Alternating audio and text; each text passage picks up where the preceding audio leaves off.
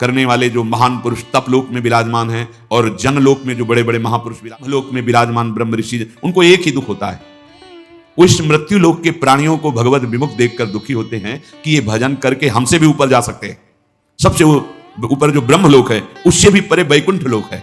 ये भजन करके नारायण का, हरि का, गोविंद का, ये हमसे भी ऊपर जा, लेकिन ये भूले हुए जीव भगवान नाम से रहित, भगवत भजन से रहित कैसे ये भटक रहे हैं। अगर दुख होता है, संतों के हृदय में अगर दुख होता है तो केवल भजन विमुख जीवों को देखकर, अरे भाई सावधान हो जाओ, तुम्हारा जीवन बड़ा दुर्लभ है, एक एक सेकंड बड़ा अमूल्य है, यदि तुम नाम नहीं जप रहे, भगवत आश्रित नहीं हो तो तुम्हारा जीवन व्यर्थ जा रहा है। अच्छा, ये ही जीवन व्यर्थ चला जाए, केवल इतनी बात नहीं, आगे अब पता नहीं कब अवसर मिलेगा। जिनके संग से हरि स्मरण आ जाए, हरि स्मृति बढ़े, वही साधु समागम है। दोषों का नाश हो और निर्दोष अवस्था हरि स्मृति बढ़े। अब जब हरि स्मृति साधु समागम से, कि जैसे शीशा गला के छोड़ो तो जो द्रवित पदार्थ है वो ऊपर निकलने लगता है, ऐसे हमारा हृदय हरि स्मृति, जितनी बार हम नाम ले रहे हैं वो जाके हमारे हृदय को ठोस कर रहा है। वृंदावने जलद जाल समाकुलायाम,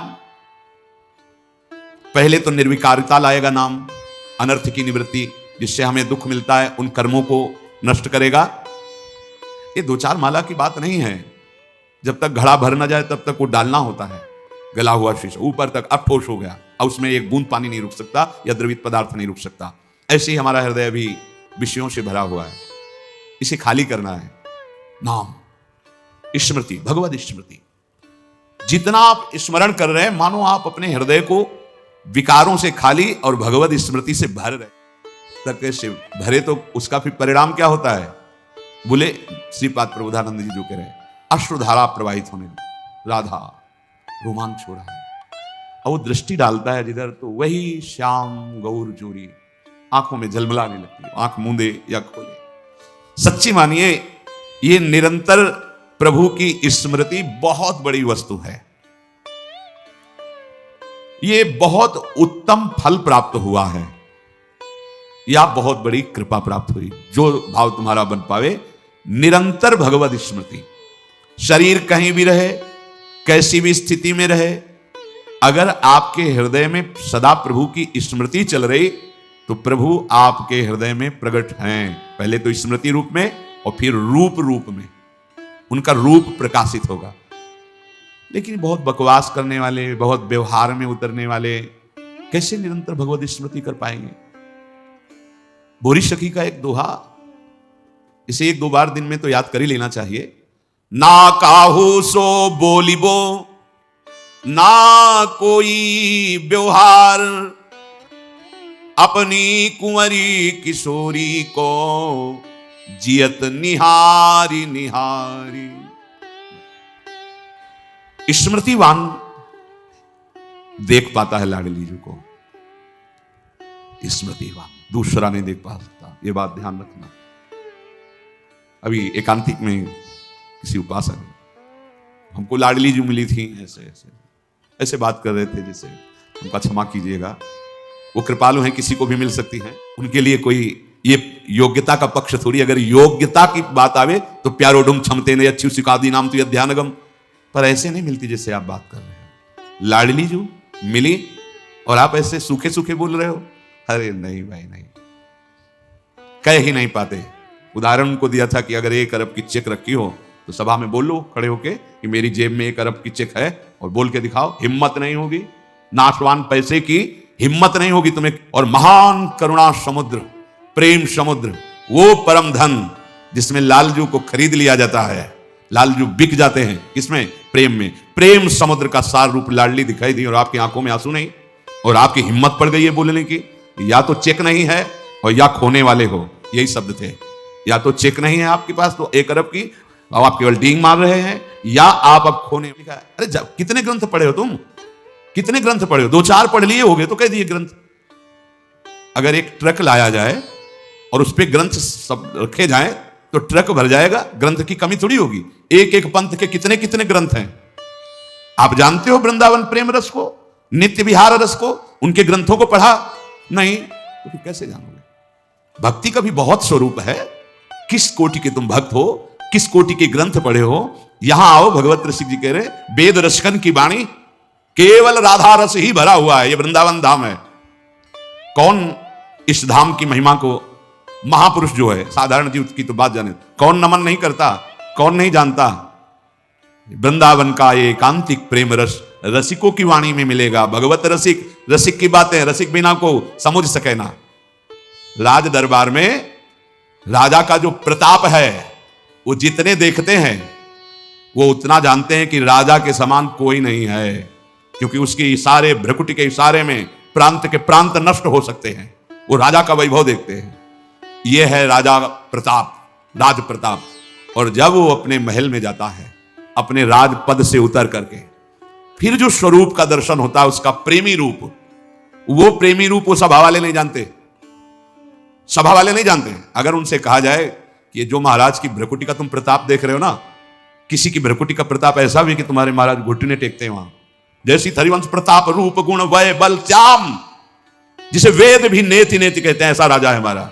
वृंदावन के राजा हैं, लेकिन वृंदावन नाथ पट्ट महिषी, निर्तन भ्रकुटी बदन अंबुज मृदु सरस हास मध बोलन अति आसक्त लाल अली लंपट बस कीन्हे बिनु मोलन। कैसे कैसे समझ में आएगा? कितने शास्त्र पढ़े हो?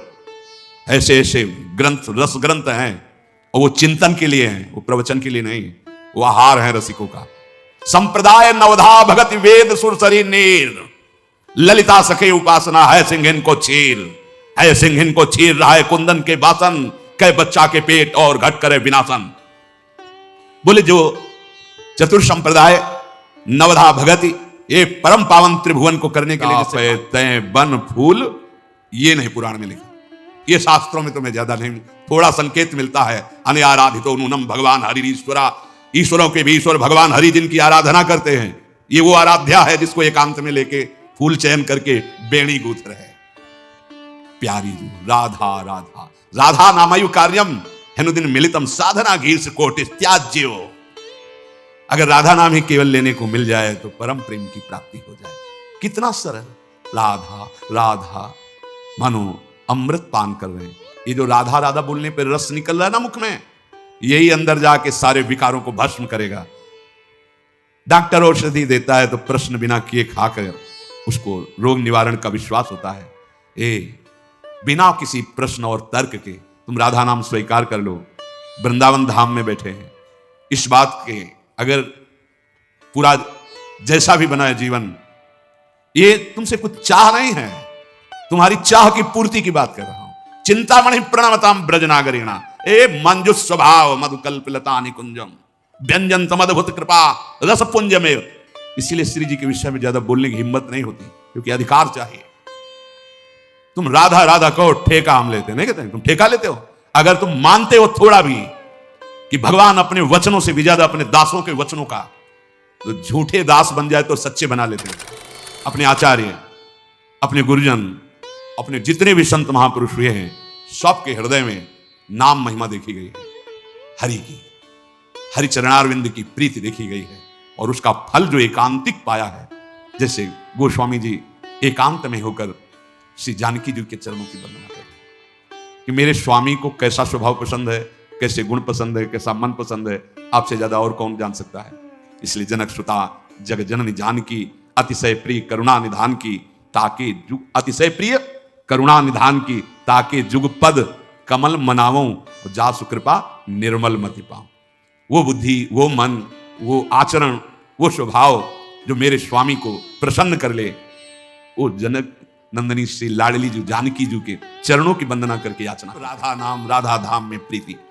तो जैसे जैसे हमारे हृदय में नाम, तो हृदय की स्थिति जैसे गोपी जनों की आई, और वो कह रही नाहिन रहो ही अमह ठौर। ध्यान दीजिए, ये जो हम काम क्रोध लोभ मोह मद मत्सर आदि दोषों से डर रहे हैं, ताल ठोक के भक्त कहते हैं सहित सहाय तहां बस अब जय हृदय न नंद कुमार।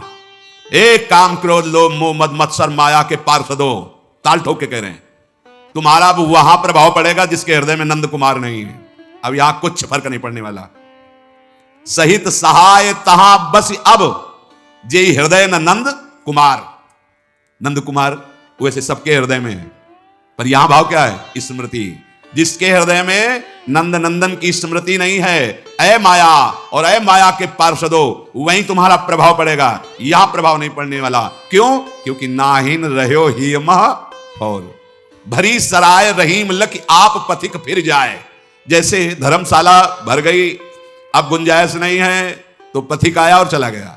ऐसे ही काम क्रोध लोभ जब आए और देखा हृदय में भगवत स्मृति, प्रणाम किया और चले गए। नाहिन रहो ही मह ठौर, नंद नंदन अछत कैसे आनिए उरौर। अब तो हमारे हृदय में उद्धव जी जब समझा रहे हैं आत्मज्ञान गोपी जनों को, बस बस करो, बस करो, ये जोग ये ज्ञान उनको समझाओ जिनके हृदय खाली हो। यहां जगह नहीं रह गई तुम्हारा ब्रह्म ज्ञान सुनने की, आत्मज्ञान सुनने की जगह नहीं रह गई। नाहिन रहो ही मह और क्यों? नंद नंदन अछत कैसे आनिए उरौर। पूरे हृदय में तो नंद नंदन का कब्जा हो गया है, अब यहां किसी का प्रवेश नहीं। भरी सराय रहीम लखी आप पथिक फिर जाए, अब जगह नहीं रह गई। ये कब आता है? सब कार्य गोपी जन कर रहे, पर स्मृति प्रभु के चरणारविंद, मुरारी पादार्पित चित्त वृत्ति। इतना चिंतन निरंतर हुआ कि हृदय भगवत चिंतन से भर गया, अर्थात भगवान प्रकट हो गए, प्रकाशित हो गए। अब हृदय में जगत, अब ये आपकी स्थिति निरंतर भगवत चिंतन की है, इसको देखते रहिए। चलत चितवत दिवस जागत सुपन सोवत रात, हृदय ते वह श्याम मूर्ति छिन न इत उत जात। यह है पूर्णता प्रेम भक्ति की।